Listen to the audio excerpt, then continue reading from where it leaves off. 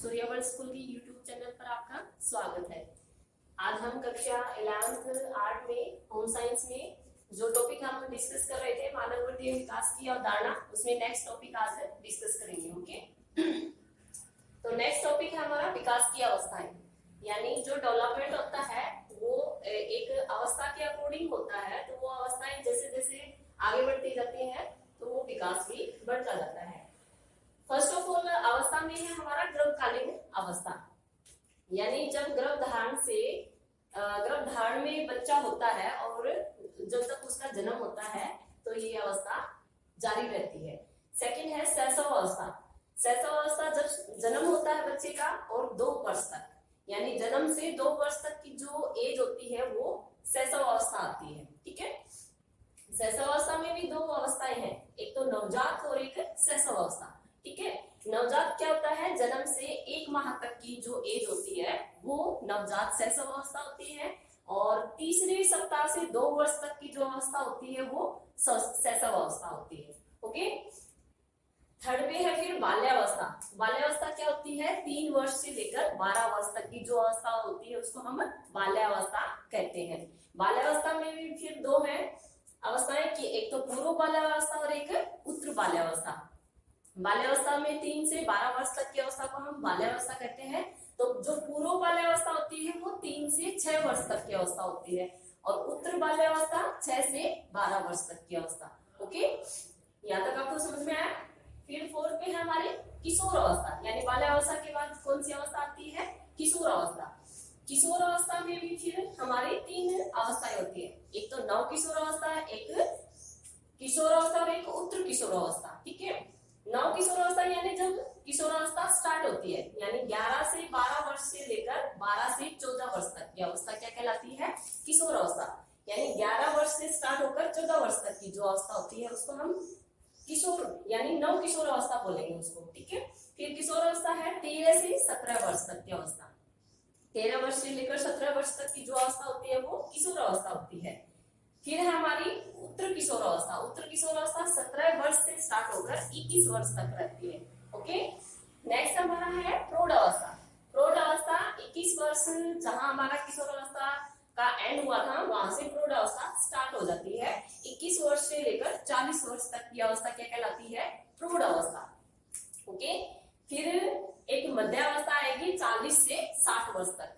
40 से 60 वर्ष तक का जो एज की जो अवधि होती है, पीरियड टाइम होता है, उसको हम मध्य अवस्था बोलते हैं। फिर उत्तर प्रौढ़ अवस्था होती है 60 वर्ष के बाद। ठीक है, और लास्ट में हमारा जब डेथ पॉइंट आता है, मृत्यु होती है, वो जीवन का फिर एंड हो जाता है, लाइफ का। ठीक है, फिर नेक्स्ट पॉइंट हमारा विकास की नियम। तो विकास के नियम में फर्स्ट है हमारा विकास में परिवर्तन होते हैं।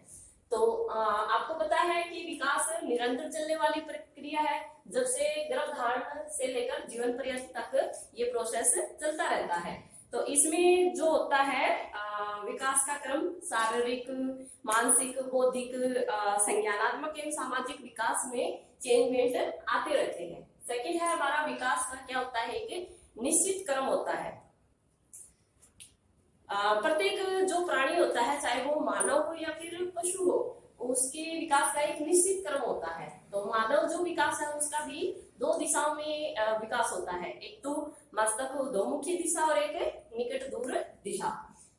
मस्तक उर्ध्वमुखी जो दिशा होती है उसमें क्या होता है, विकास का क्रम शारीरिक विकास सिर से पैर तक होता है, यानी हमारा जो सिर ऊपर का हिस्सा है उसका डेवलपमेंट पहले होगा, नीचे क्या बाद में। यानी सिर का पहले डेवलपमेंट होता है, फिर नीचे आते आते पेट, पीठ, और बाद में आखिर में पैरों का विकास होता है।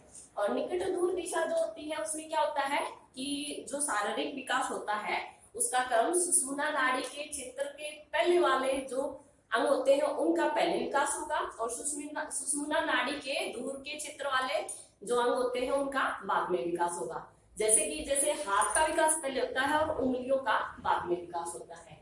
ठीक है, इस प्रकार विकास का क्या होता है कि निश्चित क्रम होता है।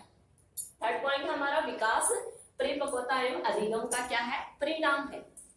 जो भी शारीरिक विकास होता है वो परिपक्वता और अधिगम के कारण ही होता है, यानी मेच्योरिटी और सीखने का जो तरीका होता है उसी के कारण विकास होता है। ठीक है, जो परिपक्वता होती है वो सीखने की क्या होती है, एक प्रकार से नींव होती है। ठीक है, नेक्स्ट पॉइंट हमारा आरंभिक विकास पश्चात विकास की अपेक्षा अधिक महत्वपूर्ण होता है। ये आपको, जैसा कि आपको पता है, जो स्टार्टिंग का डेवलपमेंट होता है वो बाद का जो विकास होता है, ठीक है, उससे ज्यादा महत्वपूर्ण होता है। ठीक है, आरंभिक जो दशाएं होती हैं विकास की नींव को प्रभावित करती हैं। ठीक है, बच्चा जिस परिवेश में रहता है, ठीक है, उसका प्रभाव उसकी आनुवंशिक क्षमताओं पर भी पड़ता है। ठीक है, नेक्स्ट पॉइंट है हमारा विकास सामान्य से विशिष्ट की ओर अग्रसर होता है। विकासात्मक अनुक्रिया सामान्य से विशिष्ट की ओर बढ़ती हैं। गर्भस्थ शिशु का जो पूरे अंग होते हैं गर्भधारण में, तो उसके जो पूरे अंग होते हैं वो विकसित हो जाते हैं, लेकिन जो हलचल है वो बाद में करता है। इसीलिए विकास क्या होता है, सामान्य से विशिष्ट की तरफ बढ़ता है। नेक्स्ट पॉइंट है विकास में निरंतरता होती है। क्या होता है, विकास गर्भधारण से लेकर मृत्यु पर्यंत चलने वाली प्रक्रिया है। ठीक है, और ये निरंतर चलने वाली प्रक्रिया है। ठीक है, कभी वो विकास तीव्र होता है तो कभी धीरे होता है। फिर विकास क्रम में विभिन्न अंग भिन्न भिन्न गति से विकसित होते हैं। नेक्स्ट पॉइंट हमारा क्या है कि जो ये विकास होता है उसमें अलग अलग अंगों का अलग अलग गति से विकास होता है। जैसे कि किशोरावस्था में क्या होता है, सिर का जो ऊपरी हिस्सा है उसका डेवलपमेंट पहले हो जाता है और नीचे का जो जैसे कि कंधे हैं उनका विकास बाद में होता है। ठीक है, नेक्स्ट पॉइंट हमारा विकास में व्यक्तिगत भिन्नताएं पाई जाती हैं। जो डेवलपमेंट होता है उसमें व्यक्तिगत भिन्नताएं पाई जाएंगी। जैसे कि दो बच्चे हैं उनका अलग अलग विकास नजर आएगा। तो जो विकास होता है वो उसमें एक हमारा परिवेश भी प्रभावित करता है और एक सीखने की ललक भी प्रभावित करती है। जैसे कि एक बच्चे को अच्छा भोजन और अच्छा मतलब परिवेश मिल रहा है तो उसका विकास तीव्र गति से होगा।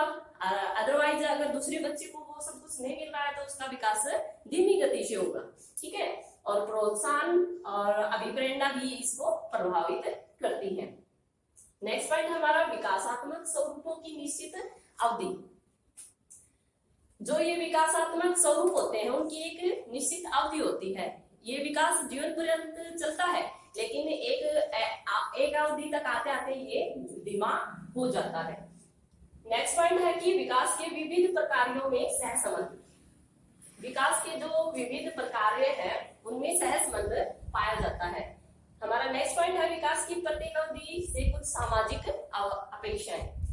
विकास की जो प्रत्येक अवधि है उसमें कुछ सामाजिक अपेक्षाएं नजर आती हैं कि एक निश्चित अवधि पर विकास होता है तो उसमें समाज उससे प्रत्याशा रखता है। इसी को क्या कहते हैं, विकासात्मक कार्य कहते हैं। ठीक है, तो स्टूडेंट्स आज हमने पढ़ा विकास की अवस्थाएं और विकास के नियम। आज का टॉपिक हमारा यही फिनिश होता है। आप इस वीडियो को जरूर देखें और ज्यादा से ज्यादा सब्सक्राइब करें। Thank you.